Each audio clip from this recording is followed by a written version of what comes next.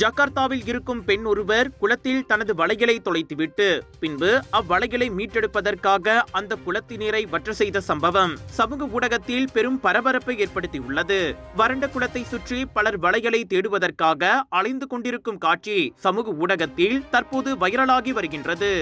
சில மணி நேர தேடுதலுக்கு பின்பு அவ்வளையில் மீண்டும் கண்டெடுக்கப்பட்டதாக தகவல் தெரிவிக்கப்பட்டது. இந்நிலையில் வலைத்தளத்தில் பரவி வரும் அக்காணொளியின் கீழ் நெட்டிசன்கள் பலதரப்பட்ட எதிர்மறை கருத்துக்களை பதிவிட்டு வருவது குறிப்பிடத்தக்கது. அந்த வகையில் பெண்ணின் வளையலுக்கு ஒரு குளம் கூட பாதிக்கப்பட்டிருக்கின்றது என்ற இணையவாசி ஒருவரின் கிண்டலான கருத்து பதிவு பொதுமக்களை வெகுவாக ஈர்த்துள்ளது.